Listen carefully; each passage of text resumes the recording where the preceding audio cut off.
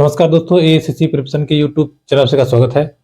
और दोस्तों हम लोग सीटेट फरवरी 2026 में जो एग्जाम होने वाला है उसमें हम लोग सीडीपी यानी कि बाल विकास के विषय में पढ़ रहे थे। पिछली वीडियो में मैंने आपको लिंग निर्धारण, सामाजिकरण, अनुवंशिकी और वातावरण इस टॉपिक को हमने क्लियर किया, उसको समझा और उससे बनने वाले प्रश्नों को हम चर्चा भी करेंगे।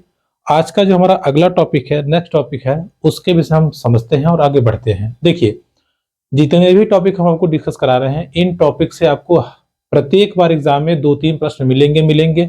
आपसे कभी डायरेक्ट पूछेगा, कभी डायरेक्ट नहीं पूछेगा तो इनडायरेक्ट पूछ के आपसे वो आंसर की अपेक्षा करेगा या आपसे आंसर निकलवाने का प्रयास करेगा।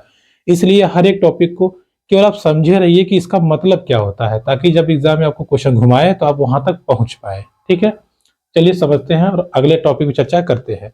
देखिए, आज का जो हमारा टॉपिक है वो है आकलन एवं मूल्यांकन। देखिए, इंपॉर्टेंट टॉपिक है आकलन एवं मूल्यांकन। अब देखिए क्या है, अगर इसको आप देखेंगे तो देखने में तो छोटा टॉपिक लग रहा है और इसकी डिफिनेशन बहुत छोटी है, बट जब क्वेश्चन पूछता है आपसे तो घुमा फिरा के पूछता है और जानबूझ के ऐसा पूछता है ताकि आप वहां तक पहुंच न पाए। आकलन एवं मूल्यांकन, अब इस चीज को हम समझते हैं और एक एक टर्म को हम क्लियर करते जाएंगे। पहले हम चलिए समझते हैं आकलन क्या होता है और ये एग्जाम के पॉइंट ऑफ व्यू से कैसे इंपॉर्टेंट है, इसको हम समझते हैं। देखिए, बात करते हैं आकलन की।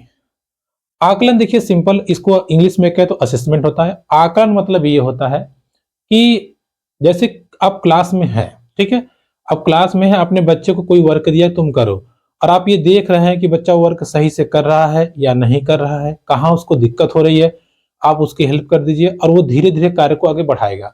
अगले दिन आप फिर आइए, फिर उसको उससे थोड़ा सा आगे बढ़ा दीजिए।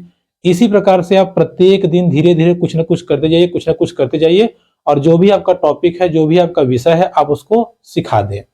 कहने का मतलब ये है, आकलन का कार्य, सबसे पहली चीज तो यही है कि आकलन का कार्य पढ़ाई के दौरान ही होता है। ठीक है, पढ़ाई के दौरान ही होता है, या आप कह सकते हैं कि आकलन कार्य सिखाने के समय या सिखाने के दौरान ही किया जाता है। पढ़ाई के दौरान या सीखने सिखाने के दौरान ही आकलन किया जाता है। दौरान मतलब जब हमारी पढ़ाई चल रही है या जब बच्चा पढ़ रहा है या जब बच्चा कुछ चीज सीख रहा है, उसी दौरान ही आकलन किया जाता है। उसी दौरान आकलन करके दिन प्रतिदिन हम उसमें कुछ सुधार, कुछ न कुछ करते जाते हैं। ठीक है, तो आकलन क्या होता है? आकलन पढ़ाई के दौरान या आप कह सकते हैं शिक्षण के दौरान ही आकलन किया जाता है, पहली चीज। दूसरी चीज ये है कि आकलन जो होता है वो शॉर्ट होता है। शॉर्ट कहने का मतलब ये है, जैसे मान लीजिए आपने कुछ बच्चे को सिखाया, वो थोड़ी गड़बड़ी कर रहा है, आपने उसको तुरंत सुधार दिया, तो ये शॉर्ट टर्म होता है। या आप कह सकते हैं कि आकलन संक्षिप्त होता है। पर डे होगा लेकिन संक्षिप्त होता है। पढ़ाई के दौरान ही आकलन किया जाता है और ये संक्षिप्त होता है। अगली बात, आकलन में बच्चा आप कह लीजिए या छात्र कह लीजिए, छात्र भी सम्मिलित होता है। ये छात्र भी इसमें क्या होता है? सम्मिलित होता है। ठीक है, छात्र भी सम्मिलित होता है, मतलब आकलन में डायरेक्ट इसका रोल रहेगा।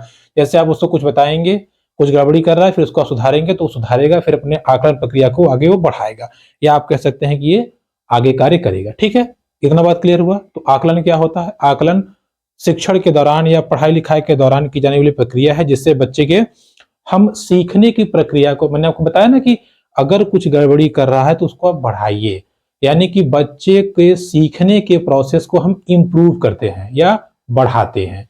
इसका सबसे ज्यादा या सबसे कह लीजिए डायरेक्ट फायदा क्या होता है? अगर आपने बच्चे को कोई कॉन्सेप्ट सिखाया, कोई तथ्य आपने बच्चे को बताया और बच्चे को कंफ्यूजन उसमें हो रही है या उसमें बच्चे को कंफ्यूजन आ रही है, भ्रमित हो रहा है कि हम कैसे सीखें, कहीं हमसे गड़बड़ तो नहीं रही, इस कंफ्यूजन को तुरंत एट वंस क्लियर किया जाता है। इसका सबसे बड़ा फायदा यही है आकलन का कि जो भी कॉन्सेप्ट होगा उसकी कंफ्यूजन बच्चे से दूर होती है। जो आप सिखाते हैं बच्चा तुरंत सीख जाता है। जैसे सवाल आपसे एग्जाम में आएगा कि एक शिक्षक अपने विद्यार्थियों को सूर्य ग्रहण की डिफिनेशन या सूर्य ग्रहण की घटना को बता रहा है या बता रहे हैं, लेकिन बच्चा सूर्य ग्रहण और चंद्र ग्रहण में अंतर नहीं समझ पा रहा है, तब शिक्षक उसकी मदद करते हैं, उसे एक वीडियो दिखाते हैं और बच्चा सीख जाता है। तो शिक्षक द्वारा किया गया आकलन किस प्रकार का आकलन होगा? या आपको कहेगा शिक्षक किस प्रकार की प्रक्रिया को फॉलो कर रहे हैं। नीचे ऑप्शन आएगा आकलन का, मूल्यांकन का, या आपको अगर सतत व्यापक मूल्यांकन, या इनमें से कोई नहीं। तो ध्यान रखिएगा आकलन का। शिक्षण के दौरान ही जैसे हमने पढ़ाया लिखाया आपको कुछ, तुरंत आपने पूछ लिया सर ये कैसे कैसे होगा, या कहीं से और आपने कोई आपको कुछ सिखा रहा है आपने तुरंत पूछ लिया, तो वो टीचर आपका आकलन भी कर रहा है। या आप पूछें या टीचर भी पूछ सकता है, बेटा उठो जरा ये बताओ, आप नहीं बता पाए तो आपको और अच्छे समझाएगा। तो ये होता है आकलन। ठीक है, आकलन। क्लियर। असेसमेंट, असेसमेंट मीन जो आपने सिखाया उसका तुरंत आप आकलन करें। जैसे जो हमारे बंधु इसमें शिक्षक बंधु हैं वो देख रहे होंगे कि निपुण लक्ष्य ऐप से लगातार आकलन हो रहा है। निपुण लक्ष्य जो ऐप है वैसे कहा गया शनिवार को आकलन कीजिए, लेकिन आप चाहें तो पर डे कर सकते हैं समय निकाल के। ठीक है, तो आकलन मतलब यही होता है जो लगातार होता है। लगातार कहने का मतलब ये है आकलन हम शिक्षण के दौरान चलता रहता है। आपने जैसे हम लोग कहते हैं ना, इस सप्ताह में हमने इसका आकलन करना है, या हम इस सप्ताह में ये चीज पढ़ाए तो इसका हम आकलन करेंगे। तो ये बात हो गई आकलन की। क्लियर, जिसका इंपैक्ट बच्चे पे पड़ता है या डायरेक्ट बच्चा इन्वॉल्व होता है। क्लियर। बात करें आकलन की तो देखिए आकलन मुख्यतः दो प्रकार से होता है। पहला होता है रचनात्मक आकलन। रचनात्मक आकलन, देखिए समझते जाइएगा। अभी रचनात्मक आकलन क्या है इसको हम समझते हैं। देखिए रचनात्मक आकलन जो शिक्षण के दौरान कह लीजिए या पठन पाठन के दौरान चलता है। ठीक है, वो ये होता रहेगा, चलता भी रहेगा, या शिक्षण में ही समाहित होता है, ऐसा कर लीजिए। शिक्षण के दौरान ये चलता रहता है, शिक्षण भी होता रहता है ये भी। जैसे इसका बेस्ट एग्जांपल हम आपको बता रहे हैं। इसका बेस्ट एग्जांपल है चर्चा। किसी टॉपिक पे आप चर्चा कर दीजिए, वाद विवाद, वाद विवाद, समूह कार्य, समूह कार्य। ठीक है, तो ये सब ऐसी चीजें हैं जिससे जैसे देखिए अगर आप किसी टॉपिक चर्चा कराइए, चलो बेटा ऐसा करते हैं, चलो दहेज प्रथा चर्चा करो, दो ग्रुप बन जाएंगे, चलो तुम बताओ बेटा नेगेटिव पॉइंट, ये बताएंगे पॉजिटिव पॉइंट। तो अब दहेज प्रथा पे डिस्कस होने लगी, कोई बच्चा कुछ बोलेगा, कोई कुछ बोलेगा, कोई बच्चा बोलेगा सर दहेज लेना गलत है, दूसरा वाला बोलेगा सर दहेज लेना गलत है, तो हर लड़की को चाहिए जो नौकरी पा गई है वो अनएम्प्लॉय या बिना नौकरी लड़के शादी क्यों नहीं करती। तो तमाम प्रकार के पॉजिटिव नेगेटिव पॉइंट आएंगे। इससे आप बच्चों का आकलन भी करेंगे, कौन बच्चा कितना ब्रिलियंटली आंसर दे रहा है। कोई अग्रेसिव हो जाएगा, कोई एकदम तथ्य एकदम सोच समझ के उत्तर देगा जो तर्कशील होगा। इस प्रकार हम ये देख पाएंगे कि कौन सा बच्चा किस क्षेत्र में या इस टॉपिक के बच्चे की कितनी समझ है। कोई कोई बच्चा उसमें होगा एकदम चुपचाप रहेगा, उससे कोई मतलब ही नहीं है। ठीक है, तो इस प्रकार के आकलन को हम कहते हैं रचनात्मक आकलन। रचनात्मक मतलब कंस्ट्रक्शन, बच्चा अपने से सोच के बताएगा। और इसका एक और बेस्ट एग्जांपल है खुले छोर के प्रश्न। खुले छोर के अगर आप प्रश्न करेंगे कक्षा में, खुले छोर के प्रश्न, ये अभी आपको सवाल पूछा है कि खुले छोर के प्रश्न किस श्रेणी में आते हैं, तो खुले छोर के प्रश्न आपके आते हैं रचनात्मक आकलन में। ठीक है, रचनात्मक आकलन यानी कि कंस्ट्रक्टिव असेसमेंट। इसमें होता क्या है, अगर आप खुले छोर के प्रश्न पूछेंगे, जैसे आपने पूछा कि बताओ बेटा अब आप लोग क्या बनेंगे। ठीक है, अब एक ऑप्शन तो है नहीं। अगर आपने ये पूछा कि आप लोग किस कक्षा में है, तो बताएगा सब बच्चे बताएंगे कक्षा 5 में है, 5 में रहेंगे तो। लेकिन अगर आपने ये पूछ लिया कि आप लोग क्या बनेंगे, तो उसमें से कोई डॉक्टर बोलेगा, कोई टीचर बोलेगा, कोई इंजीनियर बोलेगा, अलग अलग, क्योंकि एक ही प्रश्न के कई सारे उत्तर है, तो सब सोच सोच के अपना अलग अलग बताएंगे। ठीक है, इस चीज को आप ध्यान रखेगा। यानी ऐसे प्रश्न जिसके एक से अधिक उत्तर हो वो रचनात्मक आकलन के अंतर्गत आते हैं। क्लियर हो गई बात। तो रचनात्मक आकलन, अब बताइए ये आप पढ़ाते हुए कक्षा में पूछ सकते हैं आराम से। आपने कोई पाठ पढ़ाया, जैसे मान लीजिए आपने हाथी चींटी कहानी पढ़ाई, आपने कहा बताओ बेटा हाथी जगह आप होते तो क्या करते, तो हर बच्चा अलग अलग बताएगा। तो ये हुआ ओपन छोर के क्वेश्चन, और ये आप पाठ पढ़ाने के दौरान ही करते हैं। दूसरा हमारा आता है योगात्मक आकलन। देखिए दोनों आकलन को समझ लीजिएगा ध्यान से, फिर हम आगे बढ़ेंगे। अब आपसे जब क्वेश्चन पूछेगा एग्जाम में, तो ऐसे ही सवाल लंबा लंबा देकर के पूछेगा, लेकिन आप जब उसको संक्षिप्त करेंगे, उसको अगर आप विजुलाइज करेंगे, तो इन्हीं दोनों से रिलेटेड करके वो आएगा। कोई प्रश्न कक्षा के दौरान पूछा जाएगा, कोई प्रश्न आपका ऐसा होगा जो पूरे पूरे प्रक्रिया को योग करके लाएगा, या पूरे पूरे कॉन्सेप्ट को आपको एक जगह केंद्रित करेगा, तो उसे हम कहते हैं योगात्मक आकलन। अब समझते हैं योगात्मक आकलन क्या होता है। देखिए योगात्मक आकलन हमेशा साल के अंत में किया जाता है। साल के अंत में, साल के अंत में किया जाता है योगात्मक आकलन। योगात्मक आकलन कब किया जाता है? साल के अंत में। ठीक है, आपने पूरे साल बच्चों को पढ़ाया, जो भी चीजें बताई, अब उसको क्या करेंगे, आप एक पेपर में कुछ प्रश्न बना करके दे देंगे। तो इसका एग्जाम्पल है आपका ईयरली कह लीजिए या हाफ ईयरली एग्जाम होता है, ठीक है। ईयरली एग्जाम कह लीजिए या हाफ ईयरली एग्जाम होता है, जिसमें हम क्या कहते हैं, हम जिसको कहते हैं योगात्मक आकलन, ठीक है। योगात्मक आकलन साल के अंत में होता है, परीक्षा के माध्यम से होता है। इसमें बच्चे स्वतंत्र नहीं रहते, ध्यान रखिएगा। इसीलिए कहा जाता है कि सबसे बेस्ट कोई आकलन है तो वो रचनात्मक आकलन है। बच्चे की जो गलती होगी सुधार हो जाएगा। लेकिन योगात्मक आकलन साल के अंत में आप परीक्षा ले रहे हैं, उसमें तो आप आकलन कर नहीं सकते। हाँ, आप ये मतलब सुधार नहीं कर सकते, बस हाँ बताएंगे कि बेटा देखो तुम्हारा ये एरिया कमजोर है, इस पर तुम काम करो और अगली क्लास में ध्यान रखना, ठीक है। तो ये हुआ आपका योगात्मक आकलन और हुआ रचनात्मक आकलन। तो आपसे सवाल पूछेगा, मान लीजिए पूछा सवाल कि मोहन जो कि गणित के शिक्षक हैं, उन्होंने परीक्षा के प्रश्न बनाए और उन्होंने एक पेपर गणित के पेपर को या गणित के परीक्षा प्रश्न द्वारा बच्चों का आकलन किया। तो बताइए वो किस प्रकार के आकलन को वो बना रहे हैं या बता रहे हैं।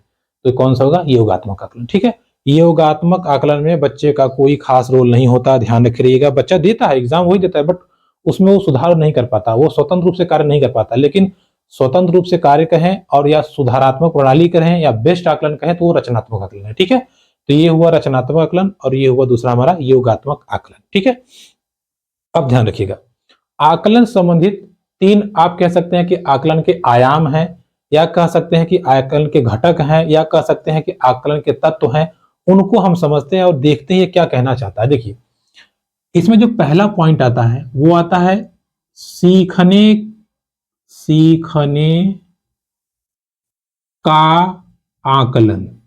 अब देखिए, शब्द में ज्यादा डिफरेंस नहीं है, बस थोड़ा सा अंतर है, इसको ध्यान समझिएगा।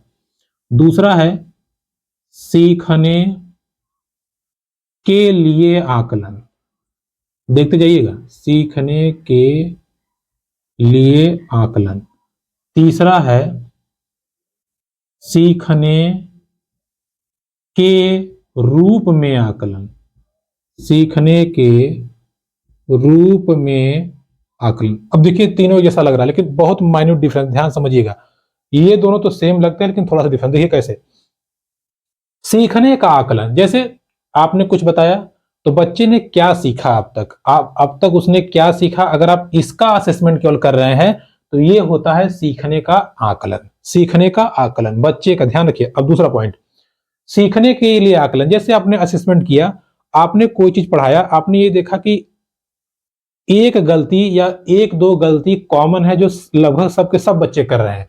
इसका मतलब ये हुआ कहीं ना कहीं आपसे गलती हुई है वो चीज बताने में, जिससे सारे के सारे बच्चे गड़बड़ी कर रहे हैं। यानी कि आपको खुद सीखना होगा। आप सीखने के लिए आकलन कर रहे हैं, मतलब आपने आकलन किया, अब उसमें कुछ तथ्य ऐसे निकल के आए कि जहां लगा कि यार ये पॉइंट गड़बड़ है, इसको हमें फिर से बताना है। तो आकलन से केवल बच्चा नहीं सीखता, आप भी सीखते हैं। तो ये था सीखने का आकलन, यह है सीखने के लिए आकलन। अब आ गया सीखने के रूप में आकलन।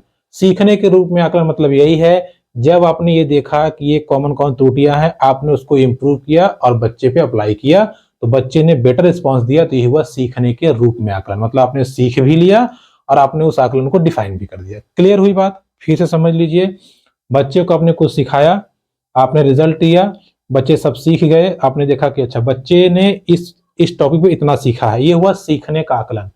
अच्छा, बच्चा इस टॉपिक पे नहीं सीख पाया, मैक्सिमम बच्चे नहीं सीख पाए, मतलब कहीं तो गड़बड़ी है, तो ये आप अपने लिए आकलन कर गए, इसका मतलब सीखने के लिए आकलन। अब लास्ट आता है, इसको आपने सुधारा, उस प्रक्रिया को और अच्छे तरीके से समझाया, बच्चे सब सीख गए, तो ये हुआ सीखने के रूप में आकलन। ठीक है, तो असेसमेंट लर्निंग या assessment for learning and assessment as learning, तीनों ध्यान रखिएगा। ठीक है, आकलन स्वयं का भी होता है, बच्चे का भी होता है, और आकलन लर्निंग के लिए भी होता है। ये तीनों ध्यान रखिएगा इस टर्म को। ठीक है, तो जब आपसे सवाल पूछेगा तो ध्यान रखिए किसकी बात वो कर रहा है, अगर आप ध्यान रखें तो हो जाएगा।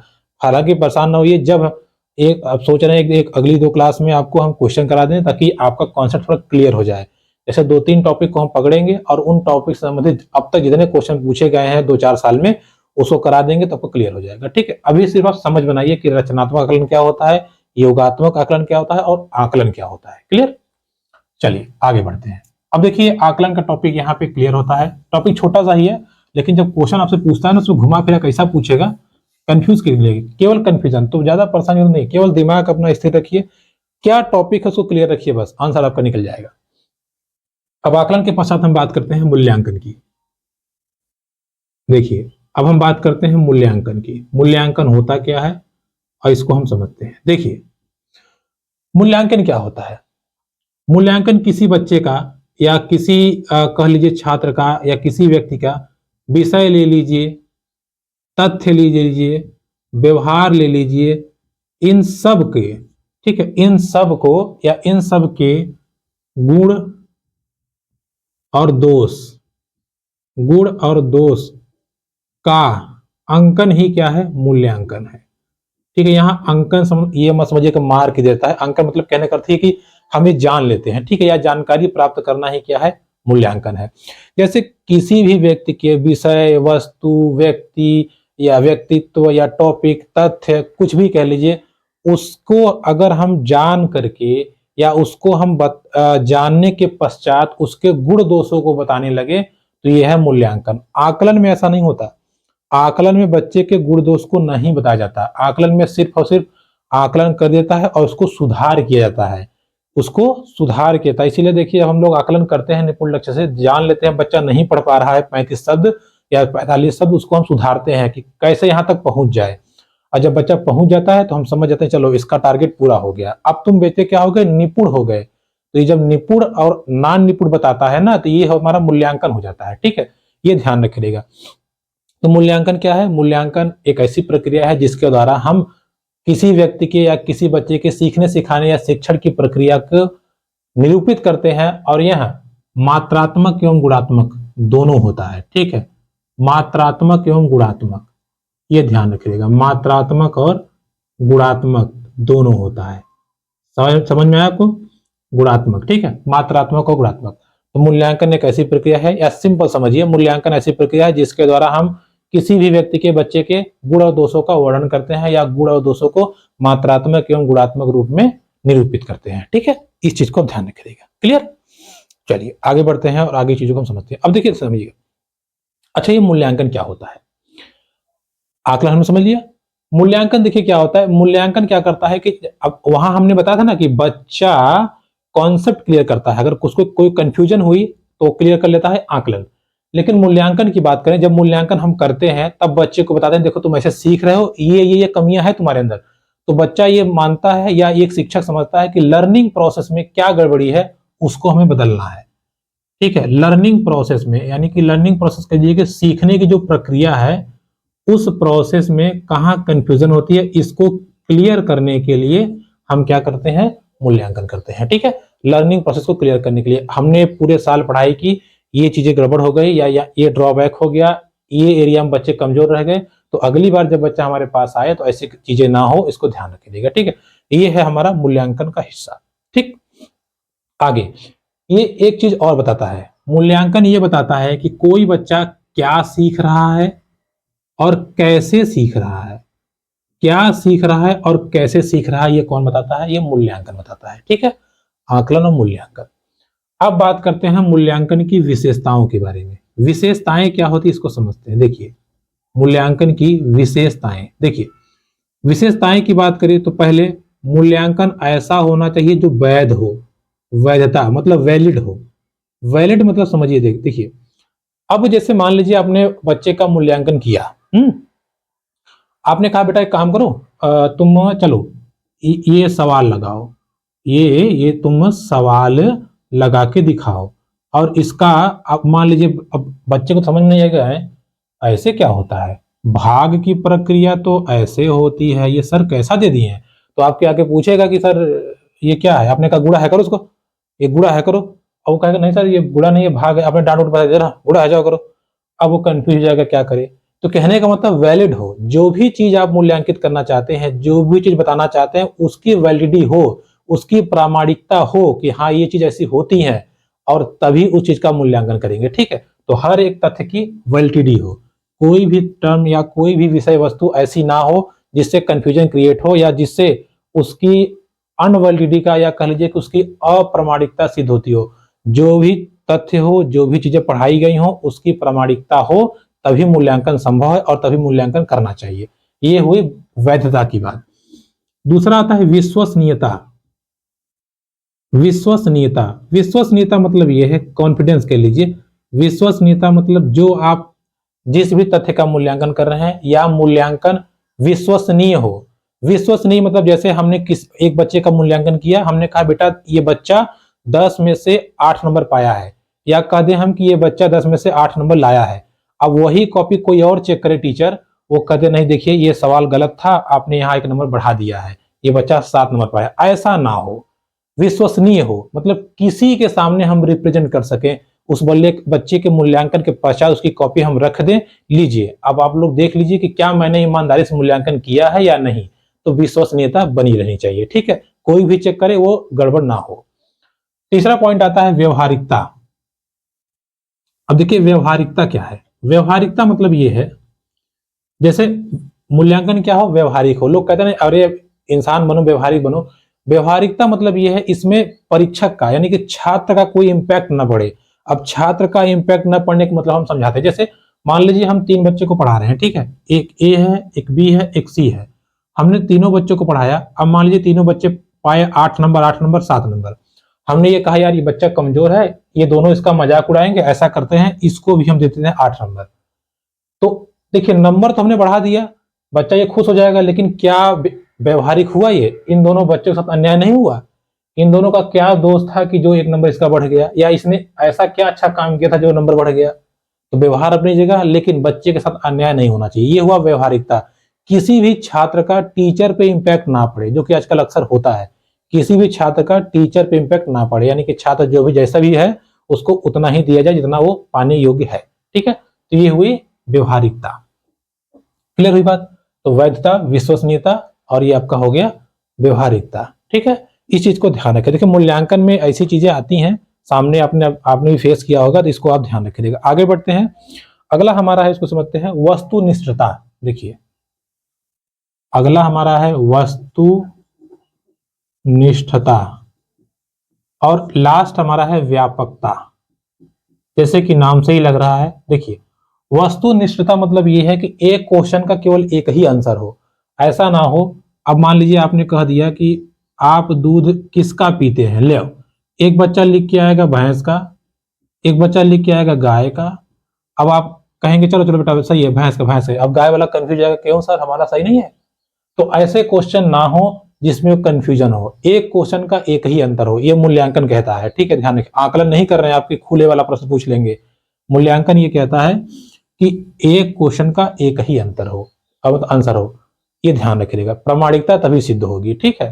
तो जैसे अगर आपने पूछ लिया कि हम ऊर्जा का सबसे बड़ा स्रोत क्या है, तो हो सकता हो कोई बच्चा लिख दे खाना है, लेकिन ऊर्जा का सबसे बड़ा स्रोत सूर्य ही है, उसका एक ही आंसर है। जो वो आंसर नहीं देगा उसका गलत माना जाएगा। तो ये है विश्वसनीयता। और व्यापकता मतलब ये है कि प्रयास कीजिए कि बच्चे के हर क्षेत्र का सम्मिलन हो। हर क्षेत्र का सम्मिलन मतलब जब भी आकलन हो तो बच्चे का मानसिक आकलन, शारीरिक आकलन, सामाजिक आकलन, ऐसे प्रश्न बनाए जाएं जिससे वो सभी प्रकार के तथ्यों को निरूपित कर सके, या सभी प्रकार के पक्षों का वो वर्णन कर पाए। इस प्रकार का आकलन किया जाए, ठीक है। गुणात्मक हो, मात्रात्मक हो, सब प्रकार के। तो ये हुई क्या हमारी, ये हुआ हमारी विशेषता, मूल्यांकन की विशेषता है, ठीक है। इस चीज को आप ध्यान रखिएगा, सभी पक्षों का, सभी गुणों का मापन होता है। अगला जो हमारा पॉइंट आता है, बड़ा ही इंपॉर्टेंट पॉइंट है, देखिए कंटिन्यूअस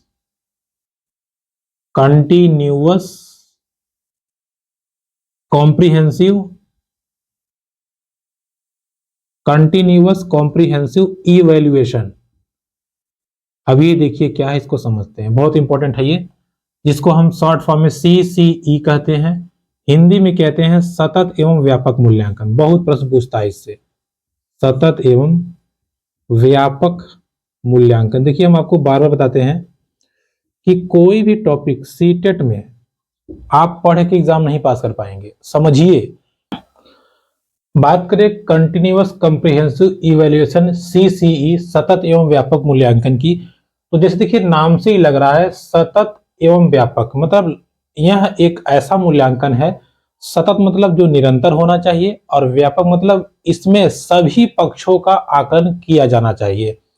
ये देखिए इसकी शुरुआत राष्ट्रीय शिक्षा नीति 1986 में, जो हमारी भारत की राष्ट्रीय शिक्षा नीति थी 1986, ठीक है। देखिए राष्ट्रीय शिक्षा नीति, राष्ट्रीय शिक्षा नीति 1986। अब देखिए इसमें हुआ क्या था। इस शिक्षा नीति में सबसे पहले सतत एवं व्यापक मूल्यांकन की बात की गई थी, जिसको सीबीएसई ने, सीबीएसई मींस जो सीटेट ऑर्गेनाइज कराता है, इसने 2009 में अपनाया था। और इसमें यह कहा गया कि बच्चे के या बालक के केवल सीखने सिखाने नहीं, बच्चे के मानसिक, व्यवहारिक, शारीरिक सभी प्रकार के शैक्षिक प्लस गैर शैक्षिक, अभी ध्यान रखिएगा शब्द को, शैक्षिक, शैक्षणिक भी बोल सकते हैं, शैक्षिक प्लस गैर शैक्षिक दोनों पहलुओं का, या कह लीजिए कि सभी प्रकार के पहलुओं का ही मूल्यांकन किया जाएगा। ठीक है, ये आप चीज ध्यान रखिएगा।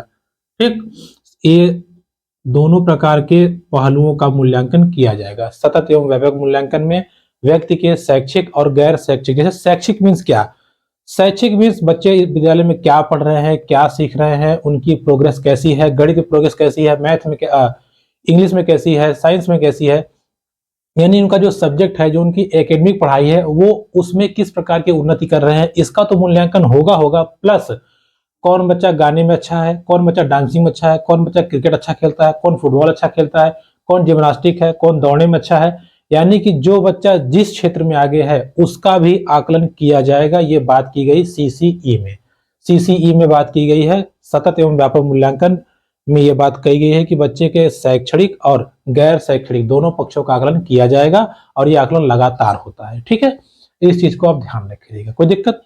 एक और छोटा सा आकलन आता है स्कूल बेस्ड आकलन। देखिए अब ये क्या होता है, इसको हम समझते हैं। देखिए स्कूल बेस्ड असेसमेंट कह लीजिए, सॉरी मूल्यांकन कह लीजिए, या स्कूल आधारित मूल्यांकन। देखिए अब ये स्कूल आधारित जो मूल्यांकन है, इसमें कोई बाहर से आकलन नहीं होता, कोई बाहर से एग्जाम पेपर नहीं आता। जैसे होता नहीं कि साल के अंत में बाहर से पेपर आता है आयोग द्वारा, तो हम लोग परीक्षा कराते हैं, लेकिन इसमें ऐसा कुछ नहीं होता। इसमें टीचर स्वयं पेपर बनाएगा और स्वयं आकलन करता है। तो ये छोटा टर्म है, इसको ध्यान रखिएगा। अब बात करते हैं मूल्यांकन के उपकरण की। अब ये उपकरण क्या है, मूल्यांकन के उपकरण कह लीजिए, या मूल्यांकन के टूल्स क्या है, इसको हम समझते हैं। देखिए टूल्स मीन्स ये कि मूल्यांकन में सहायक जो चीज है, जो सामग्री है, उसको हम कहते हैं मूल्यांकन टूल्स। ठीक है, जैसे स्टडी टूल्स आप कहेंगे तो स्टडी के लिए क्या सहायक है, तो एक स्टैंड है, फोन है, मार्कर है और बोर्ड है, ये सब क्या है, टूल्स है, जो हम यहाँ से पढ़ा रहे हैं आपको। वैसे मूल्यांकन के टूल्स की बात करें तो पहले मूल्यांकन का टूल्स है पोर्टफोलियो। देखिए डायरेक्ट प्रश्न पूछा है कि पोर्टफोलियो होता क्या है। अब पोलियो मत समझिएगा प्लस पोलियो, यह है पोर्टफोलियो। देखिए पोर्टफोलियो मीन्स एक फाइल होती है, ऐसी फाइल, या आप कह लीजिए कि ऐसी अभिलेख या फाइल होता है। इस फाइल में बच्चे का पूरा रिकॉर्ड रहता है, बच्चे का जन्म, बच्चे का जन्म स्थान, बच्चे के माता पिता, बच्चे का ब्लड ग्रुप, बच्चा किस कक्षा में है, बच्चा गणित में कितना नंबर पाया था, मैथ में कितना पाया, बच्चे की मार्कशीट, बच्चा फला कक्षा में किस किस अचीवमेंट को प्राप्त किया है, किस चीज में वो आगे है, क्रिकेट में कैसा है, वॉलीबॉल में कैसा है, सिंगिंग में कैसा है, हर एक रिकॉर्ड बच्चे का, शैक्षणिक, गैर शैक्षणिक, शारीरिक, मानसिक, पूरा रिकॉर्ड, एक तरह से कह लीजिए बच्चे का सभी पूरा टर्म या पूरा रिकॉर्ड, पूरा दस्तावेज इस फाइल में रिकॉर्ड रहती है। ठीक है, इस फाइल में रिकॉर्ड होती है या इस फाइल में रहता है, जो कि बहुत हेल्प करता है। जैसे पोर्टफोलियो क्या है, अब मान लीजिए कोई बच्चा 5 में है, इसका पूरा डेटा बना हुआ है। जब बच्चा 6 में जाएगा तो 5 की शिक्षिका ये फाइल दे देंगी 6 वाली शिक्षिका को या शिक्षक को। तो 6 वाला जब शिक्षक उठाएगा, देखेगा अच्छा बच्चा इस क्षेत्र में कमजोर है, ये थे ये ओके, वो एक ही नजर में पूरा समझ जाएगा बच्चा कैसा है। तो इसलिए पोर्टफोलियो का बहुत बड़ा इंपॉर्टेंट है। ठीक है, तो पोर्टफोलियो एक ऐसी फाइल है या एक ऐसा अभिलेख है जिसमें बच्चे के समस्त रिकॉर्ड, पढ़ाई लिखाई वाला, परिवार वाला, व्यवहार वाला, सब का सब इसमें रखा रहता है, या सब के सब रिकॉर्ड इसमें पड़े रहते हैं। ठीक है, इस चीज को आप ध्यान रखिएगा। आगे बढ़ते हैं, दूसरा बात करें, दूसरा आता है रिकॉर्ड। अब देखिए नाम से ही लग रहा है रिकॉर्ड, आप कहेंगे पोर्टफोलियो भी तो रिकॉर्ड ही था, बिल्कुल था, हम कब करे नहीं था, लेकिन पोर्टफोलियो में सब था, जन्म में ये पूरा डेटा था। अब रिकॉर्ड में हम बात करें तो रिकॉर्ड देखिए दो टाइप के होते हैं, एक होता है वृत्तांत, ठीक है, वृत्तांत या वृत्तांती या इसको कहते हैं उपनाख्यात्मक, बहुत भयंकर नाम है। आप भाई समझिए कि वृत्तांत अभिलेख।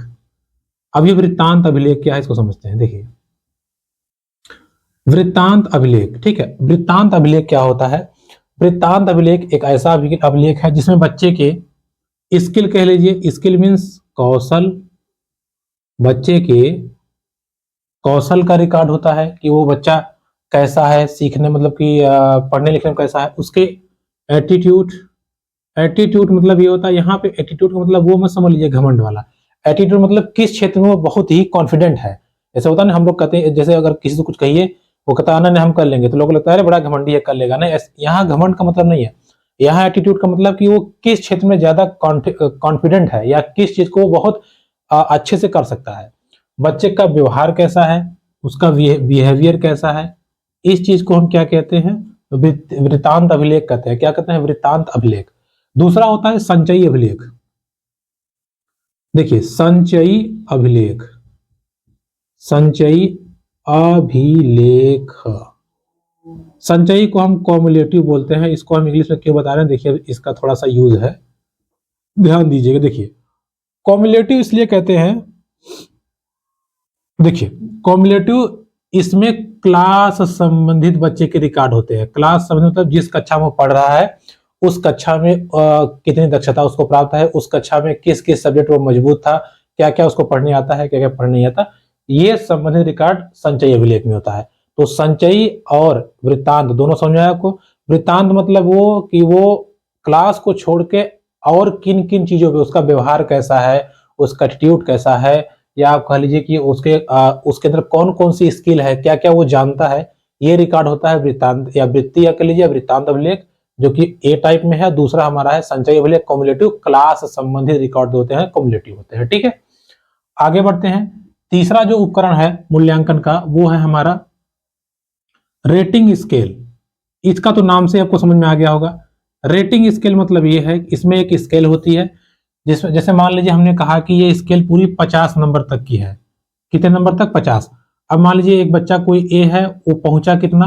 वो पहुंचा 40 नंबर तक। कोई बच्चा बी है वो पहुंचा 45 नंबर तक। कोई बच्चा सी है वो पहुंचा 48 नंबर तक। कोई बच्चा डी है वो रह गया मान लीजिए 32 नंबर तक। कोई बच्चा ई है वो 20 नंबर तक पहुंचा। तो इस हिसाब से हम स्केलिंग करते हैं कि 50 में से तुम 20 नंबर पाए हो, तुम बहुत कमजोर हो या फेल होने लायक हो, इसको थोड़ा सुधारो। 32 नंबर पाए, थोड़ा सा तुम भी फेल होने कर हो, थोड़ा सा और सुधारो। 40 वाला हाँ ठीक है बेटा लेकिन और मेहनत करो। 45 वाला वेरी गुड, और ये शाबाश बहुत अच्छा, तुम एकदम टॉपर हो। तो इस प्रकार के रेटिंग स्केल को भी हम मूल्यांकन में उपयुक्त करते हैं। चूंकि रेटिंग स्केल गलत है, एक तरह से हमारी निगेटिव है, ऐसा नहीं करना चाहिए, लेकिन ये उसका उपकरण एक है। ठीक है, रेटिंग स्केल के बाद हमारा आता है रूब्रिक्स। अब देखिए ये क्या है, रूब्रिक्स क्या है? रूब्रिक्स में बच्चे का लिखित और मौखिक रिकॉर्ड रखा जाता है। देखिए लिखित और मौखिक। अब ये लिखित मौखिक क्या है समझिए। लिखित मौखिक मतलब जैसे कि आपने बच्चे से वार्ता किया या चर्चा कराया, तो किस बिंदु पे वो कितना बोला है या किस बिंदु पे कितना लिखा है, इस प्रकार के लेखन को या इस प्रकार के रिकॉर्ड को हम कहते हैं रूब्रिक्स। ठीक है, अगला आता है हमारा पांचवा, हमारा है वो है, आप देखिए इसमें हाँ ठीक है। अब पांचवा जो हमारा है वो देखिए, इसमें क्या होता है ना कि ये केवल हाँ या ना में, मतलब जैसे कि उसका उत्तर बच्चा केवल हाँ और ना में देगा। जैसे फॉर एग्जांपल आप समझिएगा, इसको हम लोग ऐसे सिंपल में कहते हैं चेकलिस्ट। चेकलिस्ट जैसे हमने सवाल किया, यहाँ 2 डब्बे बनाए हैं, ठीक है, 2 डब्बे बनाए हैं। हमने कहा ये हाँ वाला है, ये ना वाला है। अगर हाँ होगा तो टिक करना, ना होगा तो गलत कर देना। अब हमने क्या किया, जैसे डब्बे बना के दे दिए बच्चे को। ठीक है, बच्चा ऐसे डब्बा वाली देख के बैठा है। हमने कहा चलो बेटा खड़े बताओ, सूर्य किस तरफ सूर्य पूरब की तरफ उगता है? तो बच्चा कहेगा हाँ हाँ सर उगता है, तो ये टिक। अगर उसने कह दिया सर नहीं उगता तो गलत। ठीक है, तो हाँ और ना में उत्तर, यही 2 उत्तर होंगे। इस चेकलिस्ट के अनुसार अभी हम बच्चे का मूल्यांकन कर सकते हैं कि बच्चा किस क्षेत्र में कितना दक्ष है। जैसे मान लीजिए हमने विज्ञान का कोई चैप्टर हुआ, मान लीजिए मानव जीवन हुआ या मानव विकास हुआ या मानव शरीर हुआ, तो मानव शरीर संबंधित हमने 10 सवाल रखे हर एक बच्चे से अलग अलग पूछा तो किसी बच्चे ने 9 सही बताया, किसी ने 8 सही बताया, किसी ने 5 सही बताया। तो चेकलिस्ट देख के हम जान सकते हैं कि कौन बच्चा इस सब्जेक्ट में या इस टॉपिक में कितना अच्छा है। ठीक है, तो दोस्तों ये थी हमारी आज क्लास जिसमें हम लोगों ने आकलन मूल्यांकन को देखा। आकलन मूल्यांकन संबंधित सभी टॉपिक क्लियर हो गए, इससे ऊपर कुछ नहीं आएगा। हाँ, इसी से संबंधित अब आपको प्रश्न वो घुमा फिरा के कैसे पूछता है वो एग्जाम के ऊपर है। आपकी स्किल कितनी मजबूत है इस टॉपिक पे, इसको बनाने के लिए आपको प्रैक्टिस करना पड़ेगा। जितना आप क्वेश्चन प्रैक्टिस करेंगे उतना बनेगा। हालांकि हम टॉपिक पढ़ाने के बाद में जब हमारा टॉपिक क्लियर होने लगेगा तब हम आपको प्रैक्टिस भी कराएंगे, लेकिन अभी विचार कर रहे हैं कि थोड़ा सा आपको बीच में दो करा दें। तो वीडियो कैसी लगी जरूर बताइए कमेंट बॉक्स में, शेयर जरूर कीजिएगा दोस्तों के साथ। मिलेंगे आपसे अगली वीडियो में, तो तक के लिए नमस्कार।